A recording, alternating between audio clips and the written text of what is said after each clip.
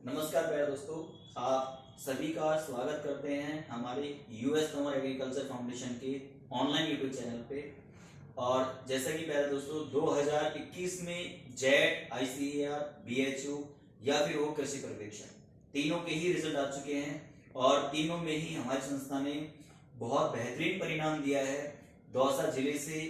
और एक तरीके से मानो बहुत अच्छी रैंक के दी है, जिसमें मैंने आपको बच्चों को बुलाया है, कुछ आपको सजेस्ट करेंगे।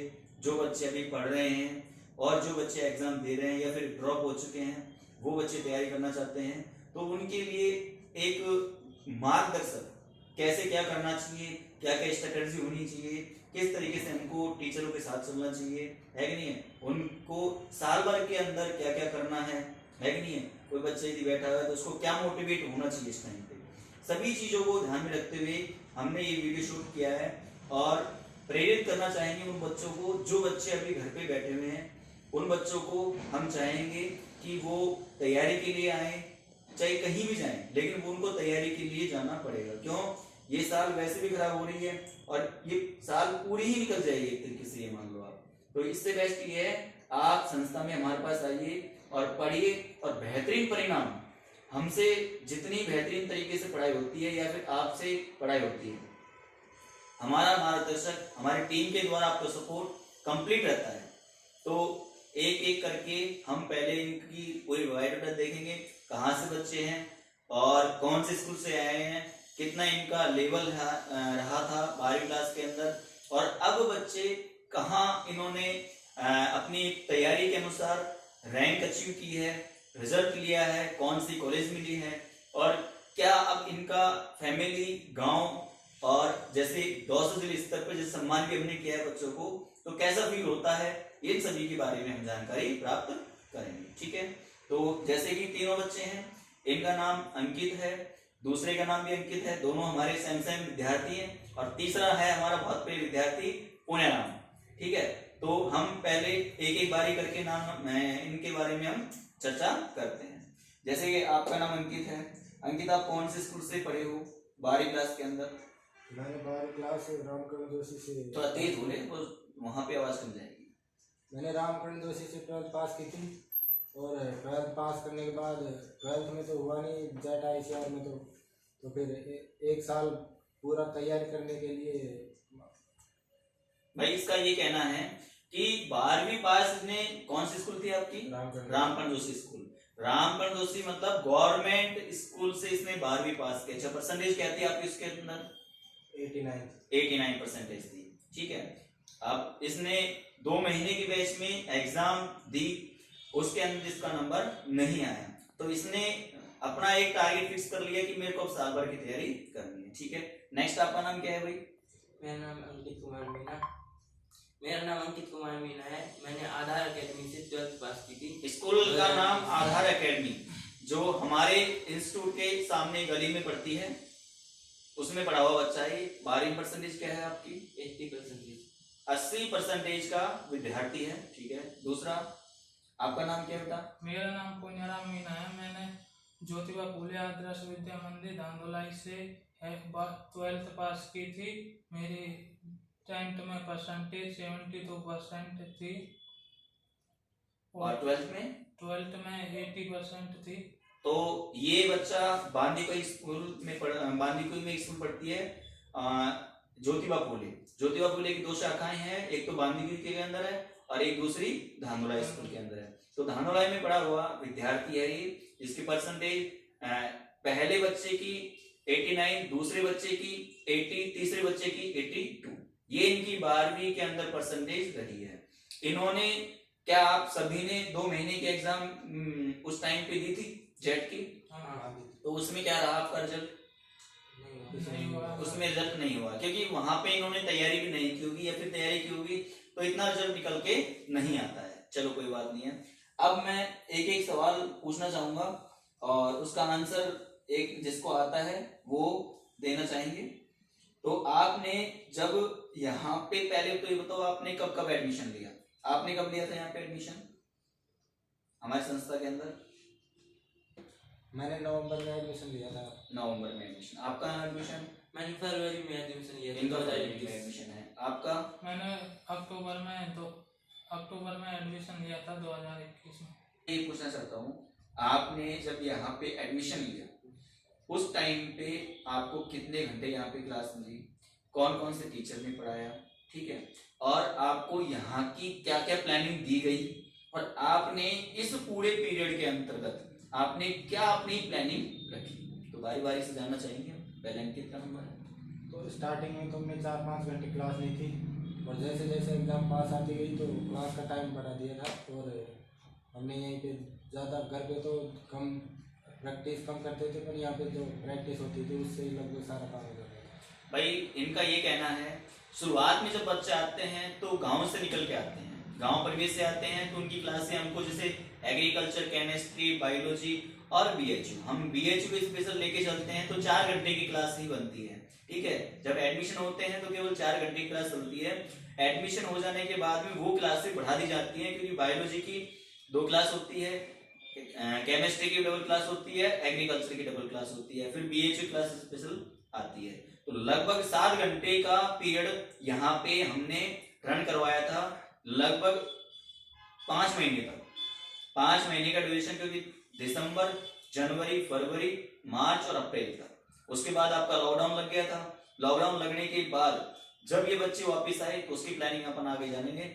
और अंकित, आप बताओ, आप इसके बारे में आपने कब एडमिशन लिया था? पहले तो मैंने फरवरी 2021 में एडमिशन लिया था। फरवरी में इसने एडमिशन लिया था, और उस टाइम पे लगभग बैच हमारा आधा निकल गया था। उसके बाद भी इसमें एडमिशन लिया। अब उसके बाद में आपने क्या प्लानिंग देखी यहाँ पे टीचरों ने क्या आपको सजेस्ट किया? उसके बाद में जैसे ही मैंने एडमिशन लिया, हमारे यहाँ पर हर विषय की 2 घंटे क्लासेस चलती थी। जैसे बायोलॉजी की 2 क्लासें, केमिस्ट्री की 2 और एग्रीकल्चर की 2 क्लासेस चलती थी, और मैथ की 1 क्लास।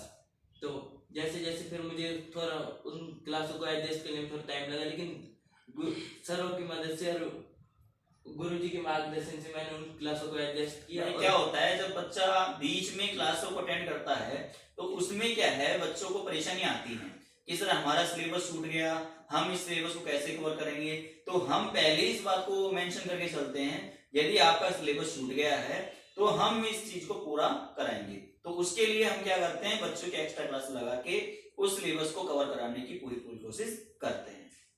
अब पुनः नाम, आप जैसे आप यहाँ पे आए थे तो आपने तो शायद पहले ज्वाइन कर लिया था, सबसे पहले आप ही आए थे यहाँ पे, तो आपने क्या स्ट्रेटजी रखी यहाँ पे आने के बाद? मैं शुरू में तो 2-3 घंटे पढ़ता था, उसके बाद में धीरे धीरे टाइम बढ़ाता गया और ज्यादा से ज्यादा क्वेश्चनों को सॉल्व करता था। भाई पुनः नाम का कहना ये है कि जब स्टार्टिंग यहाँ पे हुई तो मैं घर पे केवल 2-3 घंटे ही पढ़ता था, ज्यादा टाइम, लेकिन इसको जैसे जैसे मोटिवेट मिला तो इस बच्चे ने पढ़ाई को ज्यादा करना स्टार्ट कर दिया, और जितना हो सकता था उतना इसने ऑब्जेक्टिव को सॉल्व किया। देखो पॉइंट ऑफ, इसको आप नोटिस करो कि जितने आप ऑब्जेक्टिव करोगे उसका परिणाम आपको बहुत ही बेहतरीन देखने मिलेगा। उसका सीधा सा उदाहरण है पुनः, ठीक है, हम बताएंगे आपको क्या उदाहरण है, वो क्या कारण है, इस बात को बोलने का क्या कारण है, ठीक है। तो चलिए हम आगे जानकारी करते हैं कि जब बच्चों ने यहाँ पे एडमिशन ले लिया तो एडमिशन के दौरान, जब एडमिशन होने के बाद में जब क्लासें लगातार रन करी या क्लासें आगे चली, साल भर के ड्यूरेशन में इन बच्चों ने क्या क्या यहाँ पे कार्य किया, कैसे कैसे स्ट्रेटजी रखी, क्या क्या इन्होंने चीजों को फॉलो किया, जिससे ये बच्चे एक अच्छे सिलेक्शन और एक अच्छी कॉलेज को इन्होंने प्राप्त किया। तो पहले हम अंकित से जानेंगे, अंकित आपने क्या क्या किया यहाँ पे, कैसे कैसे आपको मोटिवेशन मिला यहाँ पे आने के बाद? हमने आते ही तो पहले सब्जेक्टिव मैटर पढ़ाया गया था हमको शुरू में, तो सब्जेक्टिव मैटर को पढ़ा और उसको रोज रिवाइज भी करते थे। और जब बाद में लगभग 1 महीने बाद तो हमारे साप्ताहिक टेस्ट लगने लग गए। पहले लगते थे पर थोड़ा 10 दिन 15 दिन में। शुरुआत में जब बच्चे आते हैं तो क्या होता है, जैसे 2 बच्चे आज आ गए, 2 बच्चे कल आ गए, तो उस टाइम टेस्ट का ऑर्गेनाइज करना हमारा भी एक तरीके से औचित्य नहीं बनता, क्योंकि कई बच्चे तो ऐसे होते हैं जिन्होंने कुछ पढ़ाई नहीं है, तो उससे बच्चे क्या होता है, डिमोटिव हो जाता है। जैसे एडमिशन हो जाते हैं उसके बाद हम साप्ताहिक टेस्ट लेना स्टार्ट कर देते हैं। महीने का एंड होने के बाद में हम कंप्लीट जो महीने के अंदर पढ़ाया गया है उसका भी टेस्ट का आयोजन करते हैं। ऐसे अपनी प्लानिंग की। इसके बाद आपने टेस्टों से क्या सीखा, क्या आपने उसमें विचार अपनाए? टेस्ट में हमने नेगेटिव मार्किंग के लिए तो सर ने बोल दिया था कि नेगेटिव मार्किंग नहीं करनी, चाहे क्वेश्चन करो या मत करो। तो नेगेटिव मार्किंग तो वैसे आधे लगभग आधे साल में, जब पूरी साल पढ़ा तो हमने आधे साल में तो नेगेटिव मार्किंग रोक ली। और उसके बाद पहले तो कम होते थे, मान लो 20 क्वेश्चन है तो 4-5 कर पाते थे, पर लगभग एग्जाम के आते आते हमने लगभग 17-18 तक पहुंच गए। मतलब सीधे सी बात ये है, देखो शुरुआत में जब बच्चा हमारे पास आता है तो एक इंटेलिजेंट बच्चा तो ये मान लो बहुत कम आता है, एक एवरेज बच्चा या फिर डबल बच्चा हमारे पास आ जाता है। तो एवरेज ही बच्चे थे, तो इनका टारगेट पहले हमको पढ़ाना था। हमने इन बच्चों को धीरे धीरे पढ़ाना स्टार्ट किया।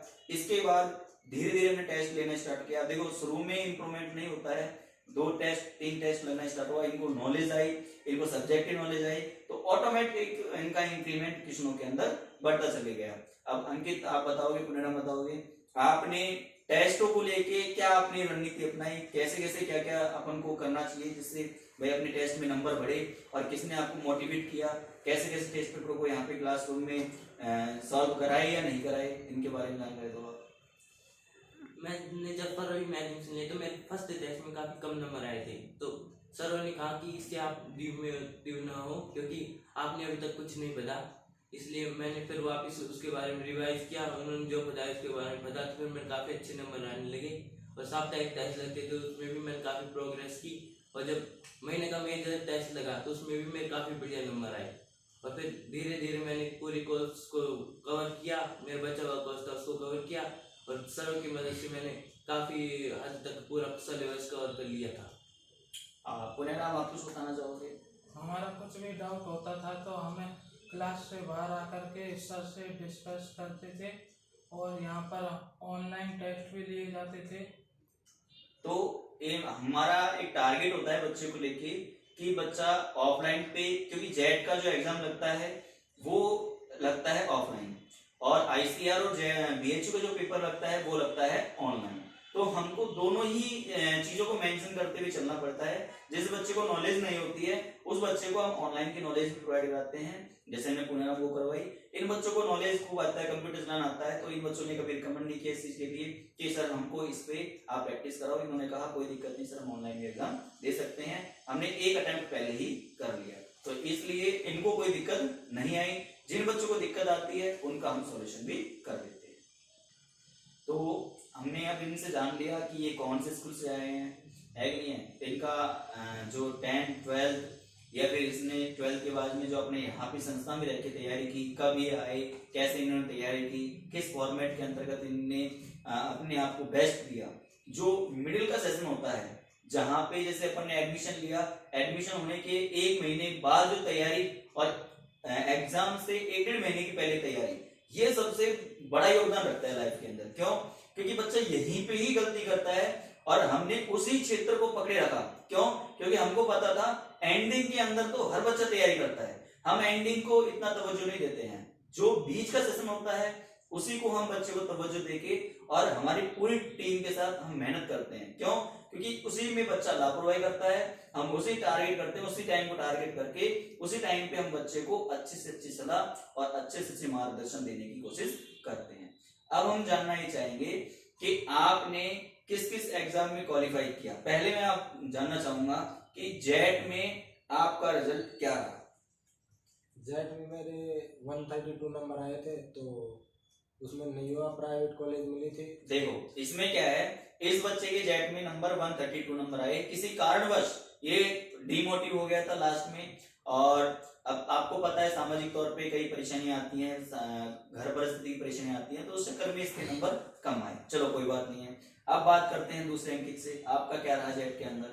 मेरे जेट में 157 नंबर आए थे। 157 नंबर आए थे, चलो कोई बात नहीं है। फिर आपने जेट को तो ठीक है आपने देखिए सब जेट में मेरे नंबर नहीं आए, कोई बात नहीं है। पुणे राम आपका क्या रहा? मेरे 238 नंबर आए थे, मेरे को सवाई माधोपुर गवर्नमेंट कॉलेज मिला था। देखो पुणे राम ने एडमिशन कब लिया? सितंबर अक्टूबर में, ठीक है। और इसका जेट में नंबर आ गया, ठीक है। कौन सी? गवर्नमेंट कॉलेज सवाई माधोपुर, ठीक है, कोई दिक्कत नहीं है। टॉप 50 के अंदर बच्चा था ये। अब इसके बाद में आपसे इस पीरियड के अंदर जैसे आपका जेट में नहीं आया नंबर, तो उस टाइम पे तो उदास हो जाते हैं, हर कोई उदास होता है, पेरेंट्स भी उदास होते हैं कि हमारे बच्चे का नंबर नहीं आया। हम पे भी कॉल करते हैं, सर आपने क्या पढ़ाया क्या नहीं पढ़ाया। लेकिन मेरा एक ही चीज बोलना होता है कि बच्चे को जब मैं पढ़ा रहा हूं तो कंप्लीट रिजल्ट आप देख के तब मेरे से बात करना है इस चीज के लिए। यदि आपका बच्चा पढ़ा है तो 100% आपके बच्चे को एक बेहतरीन रिजल्ट मिलेगा। उसका उदाहरण आप पेश करते हैं। इसके बाद में आपका रिजल्ट आया शायद आईसीएआर का, तो आईसीएआर के अंदर क्या रहा आपका? पहले उसकी आई थी आपके नॉर्मलाइजेशन कट ऑफ, तो उसमें क्या रहा नॉर्मलाइजेशन के अंदर? नॉर्मलाइजेशन कट ऑफ में मेरे 94.91% आए थे। 94.91 परसेंटाइल रही है इसकी आईसीएआर के अंदर। और ताजुब की बात यह है कि एग्रीकल्चर के अंदर जो इसकी परसेंटाइल रही है वो कितनी है आपकी नॉर्मलाइजेशन में? 99%। 99.38 इसकी एग्रीकल्चर के अंदर परसेंटाइल थी। ठीक है, आपका एग्रीकल्चर उसमें क्या रहा आईसीआर के अंदर? आईसीआर में मेरी 85 परसेंटाइल आई थी। 85 परसेंटाइल आई थी, चलो कोई दिक्कत नहीं है। तो अब उसके बाद आपका जो रैंक कार्ड रहा वो क्या, उसके बाद में रैंक कार्ड आया होगा, आपको नाम आपकी कितनी है? 91 परसेंटाइल आई है इसकी भी। ठीक है, उसके बाद आपका आईसीआर के थ्रू रैंक कार्ड जारी हुआ। तो रैंक कार्ड के अंदर कौन कौन सी रैंक रही हम ये जानने की कोशिश कर रहे हैं। देखें आपका क्या रहा? ऑल इंडिया रैंक 82 रैंक आई है, ऑल इंडिया रैंक। जिस बच्चे के जेट में नंबर केवल 132 आए थे, उसी बच्चे के नंबर एग्रीकल्चर में 99, और यदि हम परसेंटाइल की बात करें तो 95 लगभग परसेंटाइल रही, और आईसीआर के अंदर 82 रैंक आई ऑल इंडिया, पहली बात। दूसरी बात, आपके अंकित क्या रहा आपका आईसीआर में? मेरी आईसीआर में 418 रैंक आई थी ऑल इंडिया, मतलब 418वीं रैंक इसकी थी। तो आईसीआर में इसने भी क्वालिफाई किया। इसके बाद परिणाम आपका? मेरी 181 मतलब 181वीं रैंक आईसीआर के अंदर, 181वीं रैंक इसकी आई थी। तो तीनों बच्चे क्वालिफाई हुए। ठीक है, जो बच्चा पहले आया था उसको भी मिला, जो बच्चा मिड में आया उसको भी सिलेक्शन मिला, और जो बच्चा लास्ट में आया उसको भी 100% सिलेक्शन मिल गया। आज जैसे आईसीआर का काउंसलिंग का अलॉटमेंट लेटर है वो आ चुका है, अलग अलग सबको कॉलेज मिल चुकी है। तो हम पूछना चाहेंगे भाई कौन कौन सी इनको कॉलेज मिली है। तो आपको कौन सी कॉलेज मिली है भाई? मुझे चंद्रशेखर आजाद कानपुर कॉलेज मिली है। अंदर एग्रीकल्चर कॉलेज है चंद्रशेखर आजाद, वो इस बच्चे को टॉप रैंकिंग के अंदर मिली है। तो बहुत अच्छा प्लेसमेंट भी है कानपुर का, बहुत अच्छी कॉलेज भी है। तो हम कामना करते हैं कि इसका अच्छे से 4 साल की जो बीएससी है वो कंप्लीट हो, और ये ऊंची से ऊंची पोस्ट पे अपना जो कार्य है वो जारी रखे। आपको अंकित कौन सी मिली आईसीआर के अंदर? मुझे तमिलनाडु एग्रीकल्चर यूनिवर्सिटी कोयम्बटूर तमिलनाडु मिली है। कोयम्बटूर तमिलनाडु एग्रीकल्चर यूनिवर्सिटी मिली है। बहुत बड़ी बात है कि 418 रैंक लाना, क्योंकि ये बच्चा फरवरी के अंदर आया हमारे पास में। और इससे बड़ी बात तो बताऊंगा भी, मैं आपको इसके ही बारे में बताऊंगा। उससे पहले मैं आपको एग्रीकल्चर के बारे में जो डिस्कस कर रहा हूँ उसको कंप्लीट करना चाहूंगा। पुणे में आपका कौन सा कॉलेज मिला भाई? मेरे को केरला एग्रीकल्चर यूनिवर्सिटी। तीनों को ही एग्रीकल्चर यूनिवर्सिटी केरला मिल चुकी। इन्होंने काउंसलिंग भी हमारे थ्रू ही करवाई कि सर आप ही काउंसलिंग करोगे, हमने आपके पास पूरी साल भर तैयारी की है, तो हम इसकी काउंसलिंग कहीं पे भी नहीं करवाएंगे, केवल हम संस्था के अंदर ही इसकी काउंसलिंग कराएंगे। और तीनों बच्चों को ही कॉलेज मिल चुकी है। हाँ, आपका जो है अगर कोई बच्चा चाहता है तो मैं उसको अलॉटमेंट लेटर भी भेज सकता हूँ, आप चाहे तो देख लेना। तो इसके बारे में अब कॉलेज मिल चुकी है सब बच्चों को आईसीआर के थ्रू। आराम से हमारी बहुत बहुत शुभकामनाएं हैं कि आप आराम से 4 साल की डिग्री बेहतरीन परसेंटेज के साथ आप यूनिवर्सिटी को भी टॉप करो, हमारी शुभकामनाएं रहेंगी। अब मैं बात करता हूँ बीएचयू की, क्योंकि ये बीएचयू एक ऐसी कड़ी है जिसके अंदर भ्रांतियां होती हैं क्या कि बोला जाता है कि सर सीटें कम है, नंबर नहीं आएगा, सर इसमें तो टॉप करना बहुत ही कठिन काम है, क्यों, सीटें बहुत कम है, बच्चे बहुत सारे बैठते हैं। लेकिन हमारी संस्था हमेशा ये बोलती है जो टफ है ना उसे हम करके दिखाएंगे, अर्थात टफ कार्य को ही हम सरल करके बच्चे के सामने पेश करते हैं। टीचर का एक बहुत बड़ा अहम योगदान होता है लाइफ के अंदर। टीचर का काम ये होता है जो कठिन कार्य है उसको सरल तरीके से आप यदि बच्चे के सामने पेश करते हो और बच्चा उसमें क्वालिफाई होता है तो आप बेहतरीन टीचर हो, नहीं तो आप में वो क्वालिटी नहीं चलती है। हम बीएचयू की यदि बात करते हैं तो बीएचयू में आपका क्या रैंक रहा? 86 all India 86 all India rank मिली है इस बच्चे को। देखो, जिस बच्चे का जेड में नंबर नहीं आया उस बच्चे का आईसीआर में कॉलेज मिली है, और 101% इसको बीएचयू में भी 86 रैंक पे कॉलेज मिलेगी 100%। आपका क्या रहा? मैं ऑल इंडिया रैंक 29 रही। 29 मतलब सुपर 30 के अंदर ये बच्चा आया है। और आप भी जानते हो कि जो बच्चा फरवरी के अंदर एडमिशन ले रहा है और सुपर 30 के अंदर आ रहा है, तो उस बच्चे ने रियलिटी में एक काबिल तारीफ मेहनत की होगी। अपने जो सिस्टम है उसको सही तरीके से मैनेज करते हुए और अपनी पढ़ाई को एकदम सही तरीके से ले जाते हुए उसने बिल्कुल चीजों को मेंटेन करके रखा कि मेरे को सर देखो, जब मैं खुद भी बीएच पढ़ाता हूँ और मेरा हमेशा ये कहना था बच्चों से कि अगर तुम्हारी क्लास में एक टॉप करने वाला विद्यार्थी है तो वो केवल अंकित है। अंकित सबसे लास्ट में आया है, लेकिन ये रियलिटी में क्या करेगा? टॉप। क्योंकि मेरे को पूर्ण विश्वास था इसके ऊपर। और अंत में मैंने भी इसे कहा कि अभी बीएचयू का रिजल्ट बाकी है, बीएचयू का रिजल्ट को आने दो। तो उसके अंदर इसको 29 रैंक मिली है। 29 का मतलब ये है मेन कैंपस बीएचयू के अंदर मिलने की 99% पॉसिबिलिटी इस बच्चे की बनती है। पुनः आपकी क्या रही रैंक? 120 रैंक आई। 120 रैंक है, मतलब 120 रैंक के आसपास है। तो इसको भी साउथ कैंपस जिसके अंदर अंतर्गत आता है बीएचयू के अंतर्गत, तो वो कैंपस मिल जाएगा। हालांकि ये उसको नहीं लेगा क्योंकि इसको आईसीआर के अंदर कॉलेज मिल चुकी है। तो मैं अब लास्ट में फाइनली ये पूछना चाहूंगा कि आपने यहाँ पे तैयारी रखी, जेट हो चाहे आईसीआर हो चाहे पीएचयू हो, सभी में आपने अपना अहम योगदान दिया। अपनी अहम पढ़ाई को इसमें एक तरीके से टाइम को आपने मैनेज करके एक अच्छा रिजल्ट प्राप्त किया यहाँ से। और हमारी शुभकामनाएं रहेंगी कि आप जैसे जेट में जाओ चाहे आईसीआर में चाहे बीएचयू में। आपने जेट को तो ठीक है अलग कर दिया क्योंकि अब आईसीआर और बीएचयू आपके लिए मोस्ट चीज है, क्योंकि वहां आपको कॉलेज मिल चुकी है। ठीक है, तो हम तो ये चाहते हैं कि आप अच्छे से अच्छे कॉलेज के अंदर जो आपको मिली है उसके अंदर पढ़ाई करके एक अच्छे लेवल साइंटिस्ट की पोस्ट पे आप जाके हमारा और घर का और अपने समाज और गांव का और पूरे जिले का नहीं पूरे राजस्थान का नाम रोशन करो। ठीक है, तो अब मैं आपसे लास्ट सवाल ये पूछना चाहूंगा, यदि आप दौसा जो अपने दौसा, करौली, भरतपुर, अलवर ये जितने भी जिले हैं उसके अंतर्गत हमने एक संस्था को 2017 से प्रारंभ कर रखा है। और जितने भी जिलों के बच्चे हैं वो यदि तैयारी करना चाहते हैं तो उनके लिए बेस्ट क्या रहेगा? हम 2017 से कर रहे हैं और हमारे इधर ही जो बच्चे हैं, इधर के जो जिले हैं, ये 4-5 जिले हैं, उसी में से बच्चा टॉप करता है हमेशा। क्यों? क्योंकि हम इन बच्चों को स्पेशल कैटेगरी में रखते हैं कि इन बच्चों को ही हम पढ़ाते हैं। क्यों? क्योंकि जब बच्चा टॉप करता है, चाहे वो जयपुर से करे चाहे उदयपुर से करे, कभी भी इधर का नाम नहीं आता है। तो हमने इसी चीज को देखते हुए हम इन बच्चों को हम पढ़ाएंगे, हमने ये जिम्मा लिया है। तो हम इन बच्चों से पूछना चाहते हैं कि भाई जैसे भी कोई बच्चा दौसा जिले में रह के तैयारी करता है तो उसकी तैयारी कंपेयर देन उदयपुर और जयपुर या फिर कोटा से बेस्ट है या नहीं है, ये खुद बच्चे आपको बताएंगे। इनके जो साथ वाले बच्चे हैं वो भी अलग अलग संस्थाओं में गए हैं, संस्था का नाम किसी को लेना नहीं है।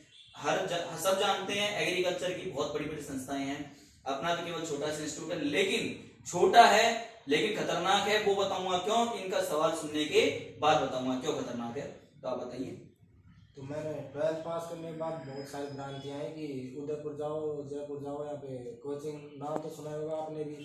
तो हमने भी ऐसी भ्रांतियाँ आई तो फिर हमने सोचा कि वहाँ जाके, तो आप जानते हो किसान वर्ग के बच्चे हैं तो पैसे ज़्यादा लगते हैं, तो हमने सोचा यहीं पे ले लेते हैं एडमिशन। तो पहले तो हमें भी विश्वास नहीं था, पर जब यहाँ पे एडमिशन लिया तब वो चीज़ पता चली कि क्वालिटी है।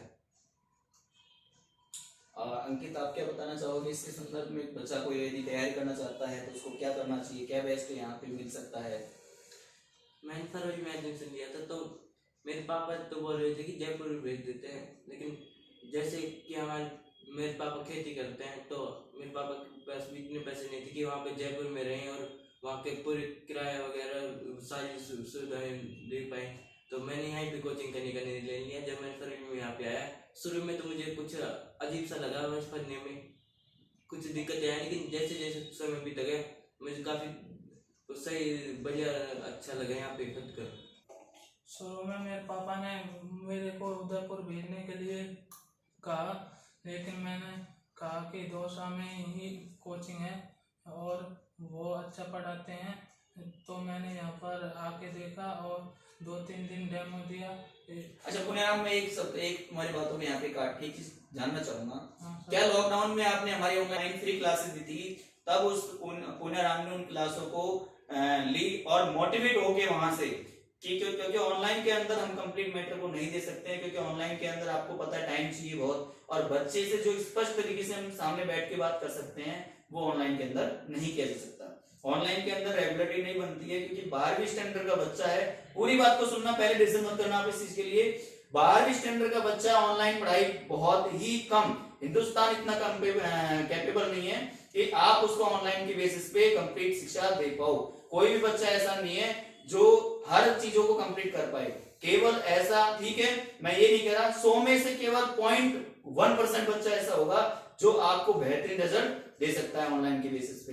क्योंकि आप जानते हो मैं आपको ऑनलाइन कितना समझा सकता हूं, यदि आप मेरे सामने बैठो तो आपको मैं बहुत अच्छी तरीके से सेटिस्फाई कर सकता हूं, आपकी हर क्वेरीज को मैं कंप्लीट कर सकता हूं। यदि बच्चा स्पष्ट होता है, आपको पता है पुरानी विचारधारा चलती आ रही है, और आप भी जानते हो यदि आपके कोई समक्ष बैठा है तो आप उसके कंफ्यूजन दोनों को ही अच्छे ढंग से आप कंप्लीट कर सकते हैं। और यदि आपसे कोई फोन पे बात करता है तो आप उसको ज्यादा सही तरीके से, सही मायने पे आप नहीं समझा सकते हैं, ठीक है। तो इस बच्चे ने ऑनलाइन से मोटिवेट होके ऑफलाइन बैच में आने की कोशिश की, और इसी का कारण है कि बच्चा जेट, आईसीएआर और बीएचयू तीनों के अंदर ही क्वालिफाई है, और 101% इसको बीएचयू के अंदर भी कॉलेज मिलेगी। तो अब आपकी बात को आपकी कंप्लीट रखो, आपने क्या कहा, यहाँ ऑनलाइन से पढ़ के आप यहाँ ऑफलाइन पे आए। मैं ऑनलाइन से मोटिवेट होकर के यहाँ पर एडमिशन ले लिया, और उसके बाद में मैं टीचरों के गाइडेंस में रह करके मैंने पढ़ाई की और अच्छी सफलता हासिल की। उसके बाद मुझको आईसीआर, जेट, बीएचयू में तीनों ही फॉर्मेट के अंदर इस बच्चे को कॉलेज मिल चुकी है, और अब ये बच्चा ऑनलाइन जो इसको कॉलेज मिली है, उसमें ऑनलाइन काउंसलिंग के थ्रू जो कॉलेज मिली है उस बच्चे उसमें ये डॉक्यूमेंट्स फिलअप कर रहा है। तो अब तीनों फॉर्मेट के अंदर पुण्याराम का सिलेक्शन हुआ, 2 फॉर्मेट के अंदर अंकित का, और 2 फॉर्मेट के अंदर दूसरे अंकित का सिलेक्शन हो चुका है। जेट, ठीक है, जेट में बच्चा जाना चाहता है, ये अलग चीज है, लेकिन जेट से बेस्ट कॉलेज हैं आईसीआर और बीएचयू की। तो आप यदि उनको प्रिपेयर देते हो, उनको आप लेते हो, तो आपके लिए शायद वो जीवन का बहुत बेहतरीन डिसीजन होगा। और यदि जेट में ठीक है आपको कॉलेज मिलती है, ये अलग बात है कि बच्चा जेट एक केवल राजस्थान में रह के डिग्री पूरी करना चाहता है। अगर बच्चा बाहर जाएगा तो अच्छा वातावरण मिलेगा, सब चीज को सीखने का उसको एक तरीका मिलेगा, है कि नहीं है। अपना कल्चर है, जो दूसरे कल्चर हैं उनको सीखने का एक मौका मिलता है, और बच्चा एक अच्छे से अच्छे पोस्ट पे रिकमेंड करता है कि वो उस पे कार्य करे।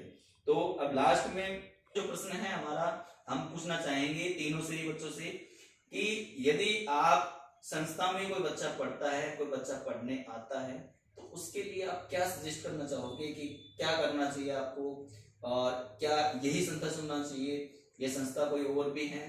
आपको पता है अपने राजस्थान के अंदर बहुत संस्थाएं चलती हैं, लेकिन यही क्यों चुनना चाहिए, यहाँ पे क्या स्पेशल बच्चों को स्पेशल पढ़ाई दी जाती है, तो उसके लिए क्या बोलना चाहोगे?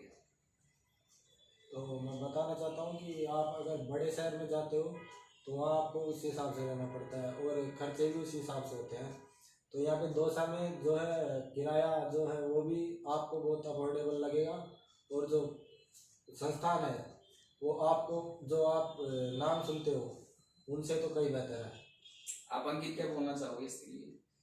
जैसे अगर आप किसी बड़े शहर में जाओगे तो वहाँ पे आप एक पहली बात तो एग्रीकल्चर का बच्चा ज्यादातर किसान वर्ग से होता है, इसलिए वो ज्यादा महंगी चीजें अफोर्डेबल नहीं कर सकता, इसलिए उसे कम खर्चे में अगर वो पढ़ना चाहता है, आराम से अच्छी जगह पर पढ़ना चाहता है, उसे दौसा आना चाहिए, क्योंकि यहाँ दौसा पे रहने का किराया भी कम है, साथ में यहाँ पे कोचिंग फीस भी कम है, और अगर आप किसी और वर्ग से बिलोंग करते हो तो आपको कुछ छूट भी संस्था के जैसे हमारी संस्था के अंदर अंकित का ये कहना है, हमारी संस्था के अंदर जिस बच्चे के पेरेंट्स नहीं है उनको स्पेशल डिस्काउंट पे पढ़ाया जाता है। अगर उसमें योग्यता है तो उसको निःशुल्क भी पढ़ाया जाता है। अगर उसमें योग्यता है, कैपेसिटी है कि हाँ सर मैं आपके जो कहे अनुसार मैं पढ़ सकता हूँ, आपको एक अच्छा रिजल्ट दे सकता हूँ, तो उस बच्चे को हम निःशुल्क भी पढ़ाते हैं। और हमने बहुत बच्चों को पढ़ाया भी है, 2017 में भी पढ़ाया, 2018 में पढ़ाया, 2019 और 2020 में पढ़ाया हमने। ठीक है, और हम पुनः नाम से ये पूछना चाहेंगे लास्ट क्वेश्चन। यहाँ पर एक बैच में 20 बच्चों को पढ़ाया जाता है और सर का उन बच्चों पर पूरा ध्यान रहता है और वो उन बच्चों को समय समय पर मोटिवेशन करते रहते हैं। और यहाँ पर आकर के हम भीड़ तंत्र का हिस्सा नहीं बनते हैं। और तो प्यारे दोस्तों, प्यारे विद्यार्थियों, हमने कंप्लीट चीज बच्चों से जान ली है कि आपको कैसे यहाँ पे एडमिशन लेना है, कैसे पढ़ाई करनी है, और यदि आप घर पे हो तो घर से निकलो और यहाँ पे एडमिशन लो, हमारे साथ, हमारी टीम के साथ पढ़ो। हमारी टीम आपको मोटिवेट करेगी और ये तय है अगर आपने अभी एडमिशन लिया तो 100% हम आपको एक अच्छे कैंपस में अच्छी रैंक के साथ आपको क्वालिफाई करा सकते हैं। उदाहरण के तौर पे आपके तीनों फॉर्मेट के बच्चे यहाँ पे मैंने बुलाए हैं इन चीजों के लिए। कई बच्चे हैं जो नहीं आ पाए हैं, तो ये बच्चे आए हैं, तो मैं इनसे एक रिव्यू लेने के आपको और अच्छा बेस्ट बच्चों के थ्रू देने की कोशिश आपको की है। तो प्यारे दोस्तों, इंस्टीट्यूट बच्चों पे एक बच्चों पे प्रॉपर मेहनत करता है। ऐसा नहीं है कि यहाँ पे कोई भीड़ जमा होती है कि भीड़ में सर हमारा बच्चे का कहाँ पता चलेगा या हमारा कहाँ पता चलेगा, ऐसा कोई भी सिस्टम नहीं है। मैं एक एक बच्चे पे ध्यान रखता हूँ और एक एक बच्चे पे पकड़ रखता हूँ कि कौन सा बच्चा कितना पढ़ाई कर रहा है, उसको कितनी जरूरत है, उसको कितना बेस क्लियर है उसको कितनी चीज समझ में आ रही है, कितनी चीज नहीं आ रही है, सब चीज क्लियर करा के हमारी टीम उन बच्चों पे वर्क करती है और एक सही बच्चे को रिजल्ट और डायरेक्शन देने की कोशिश करती है। देखो, पढ़ना और पढ़ाना ये सभी का काम होता है, लेकिन उसमें भी एक बेहतरीन काम करना। मैंने एक शब्द बोला था कि हम बेहतरीन में भी बेहतरीन क्यों कर जाते हैं। हमारे पास केवल एक मुट्ठी भर बच्चा आता है। क्या बोले? मुट्ठी भर बच्चा आता है। हमको उन बच्चों में भी चुनने के लिए मिलता है कि आप इन बच्चों में भी चुन के दिखाओ, अगर आप में काबिलियत है तो हम उन बच्चों में भी चुन के दिखा देते हैं, हम में ये काबिलियत है और हम ये करके दिखा सकते हैं। हमारे पास 500 1000 बच्चों की भीड़ नहीं आती है, हमारे पास केवल चुनिंदा बच्चे 15 से 20 बच्चे साल भर के लिए रन करते हैं और उसमें भी हम टॉप करके निकाल देते हैं। रिजल्ट वो नहीं होता दोस्तों 500 बच्चों में से आप 5 बच्चों को सिलेक्ट करके दिखा दे। रिजल्ट वो होता है 20 बच्चों में से आप कम से कम 8-10 बच्चों को सिलेक्ट करके दिखाएं, और वो यूएस तंवर कृषि फाउंडेशन की टीम हमेशा करती आई है और हमेशा ही करके दिखाएगी आपको। तो प्यारे दोस्तों, मेरा आपसे केवल एक ही बात कहना है, रिजल्ट को यदि मेंटेन करना है तो आपको एक बेहतरीन रिजल्ट हमारी टीम और आपको दे सकती है। तो आपसे हम गुजारिश करना चाहेंगे, यदि आप तैयारी करते हो जेट ICAR BHU की, तो आप संस्था में एक बार आके संपर्क जरूर करें। हमारे संस्था के जो मोबाइल नंबर है स्क्रीन पे, उन पे आप संपर्क करें। आपको बेस्ट मोटिवेशन, गाइडेंस, सभी चीजें आपको जो आपके हित में होंगी बताई जाएंगी और अच्छा आपको मार्गदर्शन दिया जाएगा। समस्त यूएस तंवर कृषि फाउंडेशन की तरफ से आपको हार्दिक शुभकामनाएं।